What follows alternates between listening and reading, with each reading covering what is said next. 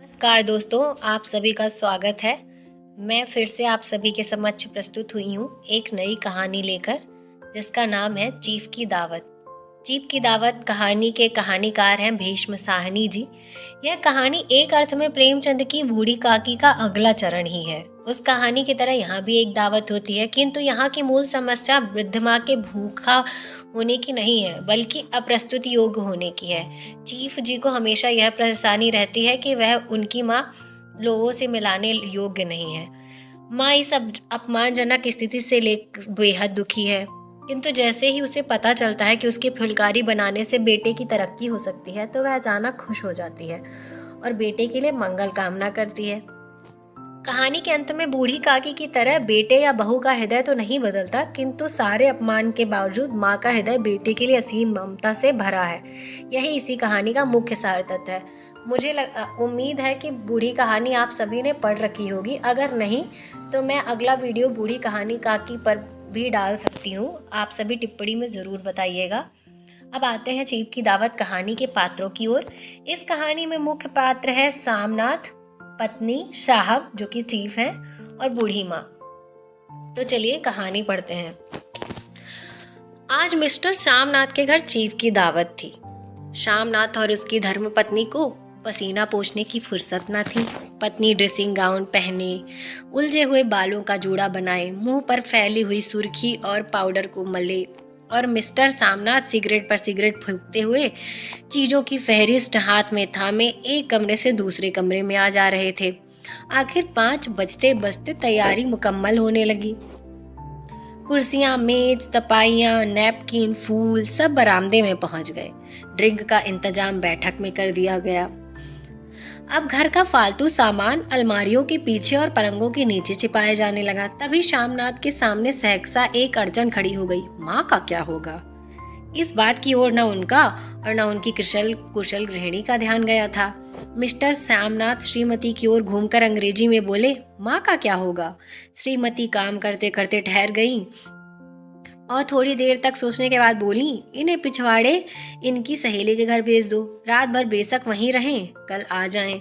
Shyamnath cigarette मुंह में रखे सिकुड़ी आंखों से श्रीमती के चेहरे की ओर देखते हुए पल भर सोचते रहे। फिर सिर हिलाकर बोले, नहीं, मैं नहीं चाहता कि उस बुढ़िया का आना जाना यहाँ फिर से शुरू हो। पहले ही बड़ी मुश्किल से बंद किया है था।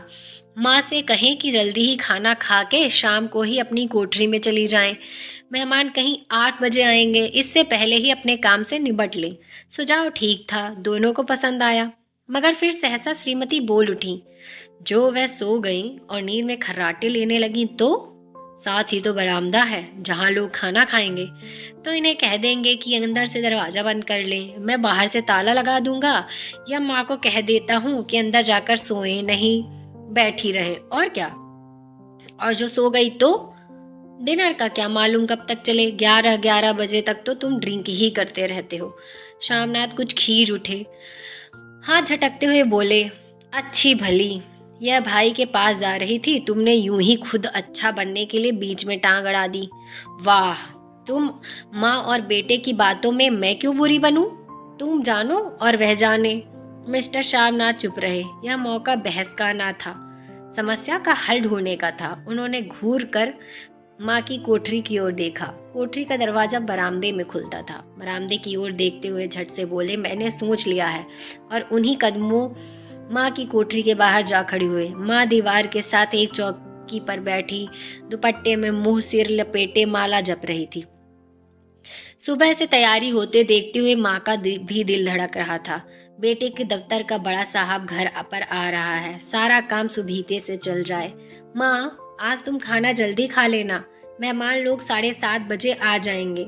माँ ने धीरे से मुंह पर से दुपट्टा हटाया और बेटे को देखते हुए कहा, आज मुझे खाना नहीं खाना है बेटा, तुम तो जानते हो मांस मछली बनी है, तो मैं कुछ नहीं खाती। जैसे भी हो अपने काम से जल्दी निपट लेना। अच्छा बेटा। और माँ, हम लोग पहले बैठक में बैठेंगे, उतनी देर तुम यहाँ बरामदे में बैठना, फिर जब हम यहाँ आ जाएं तो तुम गुसल खाने के रास्ते बैठक में चली जाना। माँ अवाक बेटे का चेहरा देखने लगी, फिर धीरे से बोली, अच्छा बेटा। और माँ, आज जल्दी सो नहीं जाना, तुम्हारे खर्राटों की आवाज़ दूर तक जाती है। माँ लज्जित सी आवाज़ में बोली, क्या करूँ बेटा, मेरे बस की बात नहीं है। जब से बीमारी से उठी हूँ, नाक से सांस नहीं ले सकती। मिस्टर श्यामनाथ ने इंतजाम तो कर दिया, फिर भी उनकी उधेड़ बुन खत्म नहीं हुई।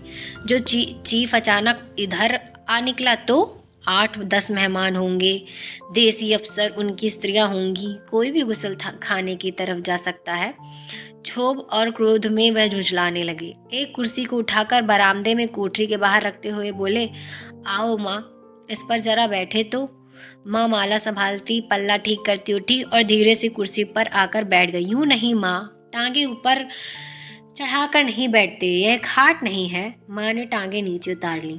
और खुदा के वास्ते नंगे पांव नहीं घूमना, ना ही वह खड़ाऊ पहनकर सामने आना। किसी दिन तुम्हारी यह खड़ाऊ उठाकर मैं बाहर फेंक दूंगा। माँ चुप रही। कपड़े कौन से पहनोगी माँ? जो है वही पहनूंगी बेटा, जो कहो पहन लूं। मिस्टर सामनाथ सिगरेट मुंह में रखे फिर अध खुली आंखों से माँ की ओर देखने लगे और माँ के कपड़ों की सोचने लगे। श्यामनाथ हर बात में तरतीब चाहते थे। घर का सब संचालन उनके अपने हाथ में था।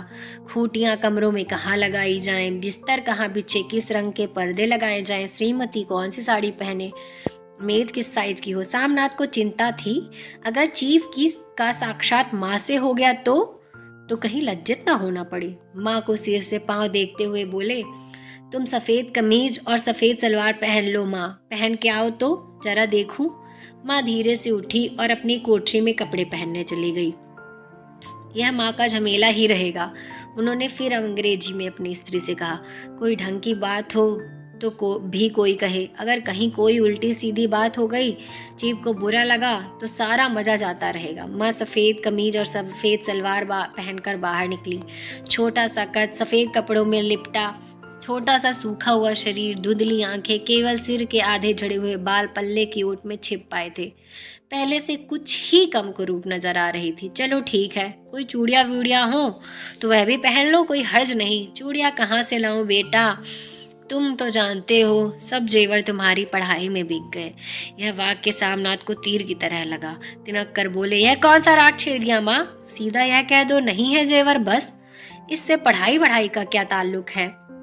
जो जेवर बिका तो कुछ बनकर ही आया हूँ, नेरा लंडूरा तो नहीं लौट आया। जितना दिया था उससे दुगना ले लेना। मेरी जीभ जल जाए बेटा, तुमसे जेवर लूंगी, मेरे मुंह से यूं ही निकल गया। जो होते तो लाख बार पहनती। 5:30 बज चुके थे। अभी मिस्टर सामनाथ को खुद भी नहा धोकर तैयार होना था। श्रीमती कब की अपने कमरे में जा चुकी थी। सामनाथ जाते हुए एक बार फिर माँ को हिदायत करते हुए गए, माँ, रोज की तरह गुमसुम बन के नहीं बैठी रहना। अगर साहब इधर आ निकले और कोई बात पूछे तो ठीक तरह से बात का जवाब देना। मैं न पढ़ी न लिखी बेटा, मैं क्या बात करूँगी? तुम कह देना माँ अनपढ़ है, कुछ जानते समझते नहीं। वह नहीं पूछेगा। 7 बजते बजते माँ का दिल धक धक करने लगा। अगर चीफ सामने आ गया और उसने पूछा तो वह क्या जवाब देगी? अंग्रेज को तो दूर से ही देखकर घबरा उठती थी। यह तो अमरीकी है, ना मालूम क्या पूछे।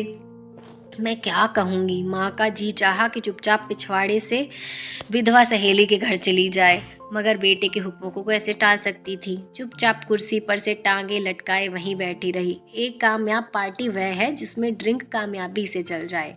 सामनाथ की पार्टी सफलता के शिखर चूमने लगी। वार्तालाप उसी रौ में बह रहा था जिस रौ में गिलास भरे जा रहे थे। कहीं कोई रुकावट ना थी, कोई अड़चन नहीं थी।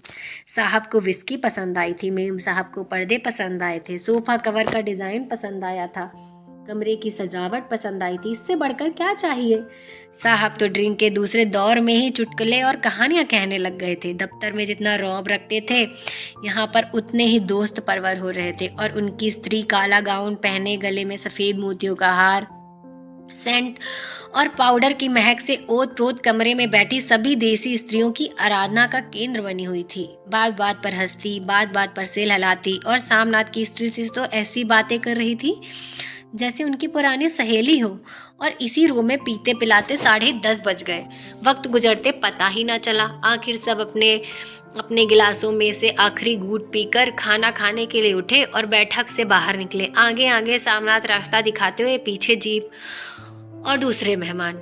बरामदे में पहुंचते ही श्यामनाथ सहसा ठिठक गए। जो दृश्य उन्होंने देखा उससे उनकी टांगें लड़खड़ा गईं और क्षण भर में सारा नशा हिरन होने लगा।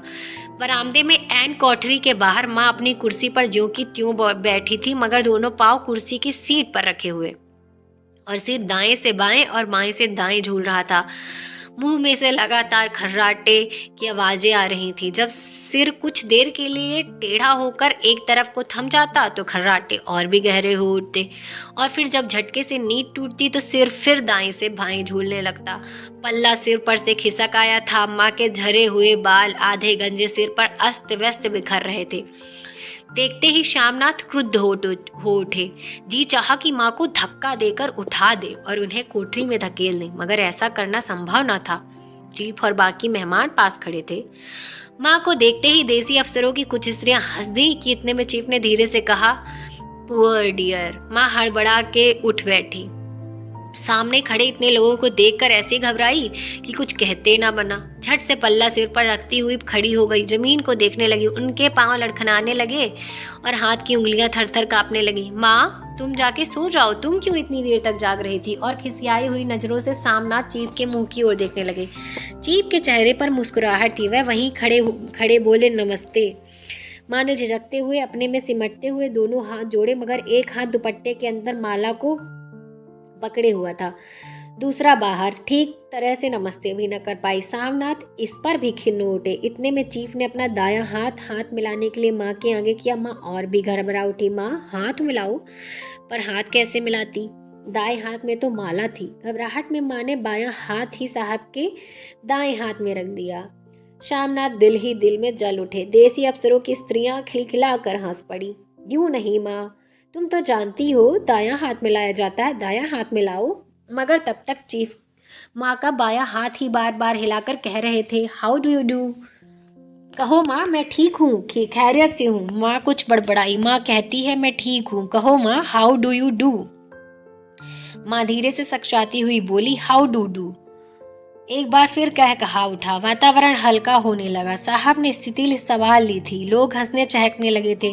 श्यामनाथ के मन का क्षोभ भी कुछ कुछ कम होने लगा था। साहब अपने हाथ में माँ का हाथ अब भी पकड़े हुए थे और माँ सिकुड़ी जा रही थी। साहब के मुंह से शराब की बू आ रही थी।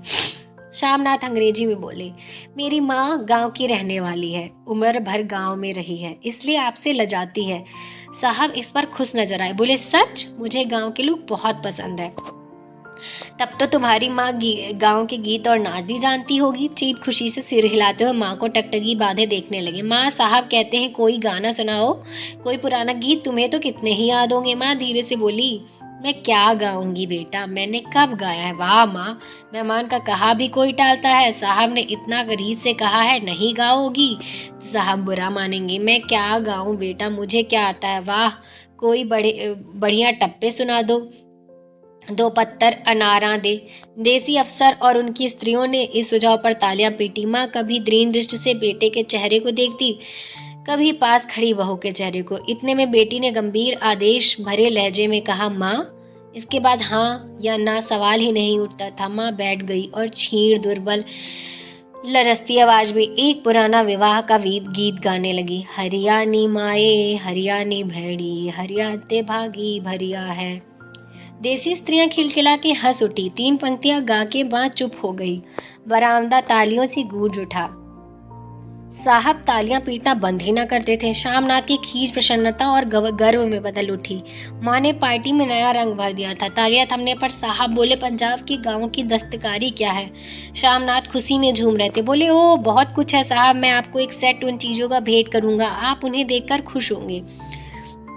मगर पंजाब साहब ने सिर हिलाकर अंग्रेजी में फिर पूछा, नहीं, मैं दुकानों की चीज नहीं मांगता। पंजाबियों के घर पर क्या बनता है? औरतें खुद क्या बनाती हैं? श्यामनाथ कुछ सोचते हुए बोले, लड़कियां गुड़ियां बनाती हैं और फुलकारियां बनाती हैं। फुलकारी क्या? श्यामनाथ फुलकारी का मतलब समझाने की असफल चेष्टा करने के बाद माँ को बोले, क्यों माँ, कोई पुरानी फुलकारी घर में है? माँ चुपचाप अंदर गई और अपनी पुरानी फुलकारी उठा लाई। साहब बड़ी रुचि से फुलकारी देखने लगे। पुरानी फुलकारी थी, जगह जगह से उसके तागे टूट रहे थे, कपड़ा फटने लगा था। साहब की रुचि को देखकर श्यामनाथ बोले, यह फटी हुई है साहब, मैं आपको नई बनवा दूंगा। माँ बना देगी। क्यों माँ, साहब को फुलकारी बहुत पसंद है, उन्हें एक ऐसी ही फुलकारी बनाकर दोगी ना? माँ चुप रही, फिर डरते डरते धीरे से बोली, अब मेरी नज़र कहाँ है बेटा, बूढ़ी आंखें क्या देखेंगी। मगर माँ का वाक के बीच में ही तोड़ते हुए श्यामनाथ साहब को बोले, वह जरूर बना देंगी, आप उसे देखकर खुश होंगे। साहब ने सिर हिलाया, धन्यवाद किया और हल्के हल्के झूमते हुए खाने की मेज की ओर बढ़ गए। बाकी मेहमान भी उन पीछे पीछे हो गए। जब मेहमान बैठ गए और माँ पर से सबकी आंखें हट गई तो माँ धीरे से कुर्सी से उठी और सबसे नजरें बचाती हुई अपनी कोठरी में चली गई। मगर कोठरी में बैठने की देर थी कि आंखों में छल छल आंसू बहने लगे। वह दुपट्टे से बार बार उन्हें पूछती, पर वह बार बार उमड़ आते, जैसे बरसों का बांध तोड़कर उमड़ आए हो। माँ ने बहुतेरा दिल को समझाया, हाथ जोड़े, भगवान का नाम लिया, बेटे के चिरायु होने की प्रार्थना की, बार बार आंखें बंद की, मगर आंसू बरसात के पानी की तरह जैसे थमने में ही ना आते थे। आधी रात का वक्त होगा। मेहमान खाना खाकर एक एक करके जा चुके थे। माँ दीवार से सटकर बैठी आंखें फाड़े दीवार को देखे जा रही थी। घर के वातावरण में तनाव ढीला पड़ चुका था। मोहल्ले की निस्तब्धता श्यामनाथ के घर भी छा चुकी थी। केवल रसोई में प्लेटों के खनकने की आवाजें आ रही थी। तभी सहसा माँ की कोठरी का दरवाजा जोर से खटकने लगा। माँ, दरवाजा खोलो। माँ का दिल बैठ गया, हड़बड़ाकर उठ बैठी। क्या मुझसे फिर कोई भूल हो गई? माँ कितनी देर से अपने आप को कोस रही थी। क्यों उन्हें नींद न आ गई? क्यों वह ऊँघने लगी? क्या बेटे ने अभी तक क्षमा नहीं किया? माँ उठी और कांपते हाथों से दरवाजा खोल दिया। दरवाजा खोलते ही श्यामनाथ झूमते हुए आगे बढ़ाए और माँ को आलिंगन में भर लिया। ओ अम्मी, तुमने तो आज रंग ला दिया। साहब तुमसे इतना खुश हुआ कि क्या कहूँ। ओ अम्मी, अम्मी। माँ की छोटी सी काया सिमट सिमट कर बेटे के आलिंगन में छिप गई। माँ की आंखों में फिर आंसू आ गए। उन्हें पूछती हुई धीरे से बोली, बेटा तुम मुझे हरिद्वार भेज दो, मैं कब से कह रही हूँ। श्यामनाथ का झूमना सहसा बंद हो गया और उनकी पेशानी पर फिर तनाव के बल पड़ने लगे। उनकी बाहें माँ के शरीर पर से हट आईं। क्या कहा माँ? यह कौन सा राग तुमने फिर छोड़ दिया? श्यामनाथ का क्रोध बढ़ने लगा था। बोल गए, तुम मुझे तरक्की करते हुए नहीं देखना चाहती हो माँ? तुम मुझे बदनाम करना चाहती हो ताकि दुनिया कहे कि बेटा माँ को अपने पास नहीं रख सकता? नहीं बेटा, अब तुम अपनी बहू के साथ जैसा मन चाहे वैसे रहो। मैंने अपना खा पहन लिया, अब यहाँ क्या करूँगी? जो थोड़े दिन की जिंदगानी की बाकी है, भगवान का नाम लूंगी। तुम मुझे हरिद्वार भेज दो। तुम चली जाओगी तो फुलकारी कौन बनाएगा? साहब से तुम्हारे सामने ही फुलकारी देने का इकरार किया है। मेरी आंखें अब नहीं है बेटा जो फुलकारी बना सकूं। तुम कहीं और से बनवा लो, बनी बनाई ले लो। माँ, तुम मुझे धोखा दे के यूं चली जाओगी? मेरा बनता काम बिगाड़ोगी। जानती नहीं, साहब खुश होगा तो मुझे तरक्की मिलेगी। माँ चुप हो गई, फिर बेटे के मुंह की ओर देखती हुई बोली, क्या तेरी तरक्की होगी? क्या साहब तेरी तरक्की कर देगी? क्या उसने कुछ कहा है? कहा नहीं, मगर देखते नहीं कितना खुश गया है। कहता था जब तेरी माँ फुलकारी बनाना शुरू करेगी तो मैं देखने आऊंगा कि कैसे बनाती है। जो साहब खुश हो गया तो मुझे इससे बड़ी नौकरी भी मिल सकती है।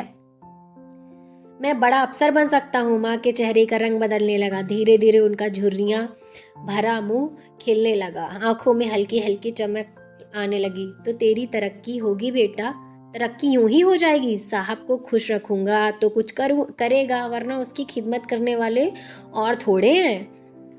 तो मैं बना दूंगी बेटा, जैसा बन पड़ेगा बना दूंगी। और माँ दिल ही दिल में फिर बेटे के उज्जवल भविष्य की कामनाएं करने लगी। और मिस्टर श्यामनाथ, अब सो जाओ माँ, कहते हुए तनिक लड़खड़ाते हुए अपने कमरे की ओर घूम गए। आशा करती हूँ यह कहानी आप सभी को अच्छी लगी होगी। धन्यवाद।